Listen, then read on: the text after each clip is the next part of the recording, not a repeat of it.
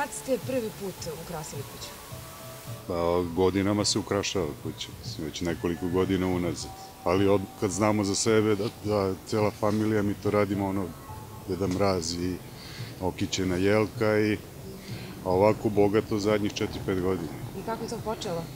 Pa ništa, skupljanje lampica, hobi oko toga, tako dalje, nije ništa posebno. Koliko ima lampica?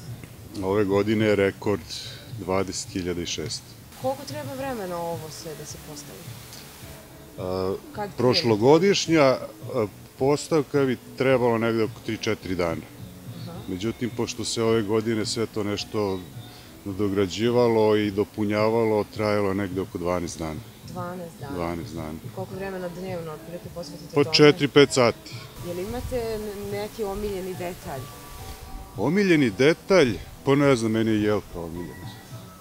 A deca su vam već velika, znači nije počela kod deca. Da, deca, to je zvezda recimo na kući. A kako reaguju ljudi? Jel se dešava nekad da neko tako samo bane? Čisto da vidi ko živi? Dešava se zastoj na ulici, recimo saobraćajni kolaps. Ljudi stanu da posmatraju, slikaju, fotografišu. Mislim, nema potrebe, ko hoće može da uđe u dvorište, nije to nikakav problem, ali mislim da se sa ulice sve jako lepo vidi. Šta će biti kad padne sneg? Kad padne sneg, bit će 3 puta lepše.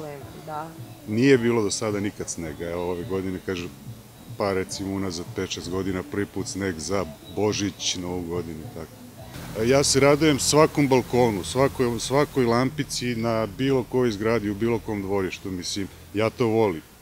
I ja se radujem svakome, mislim, uopšte nije problem neko takmičenje i tako dalje. Svako ko stavi bilo kakvu lampicu, dobro je stavio. Lepše sve izgleda.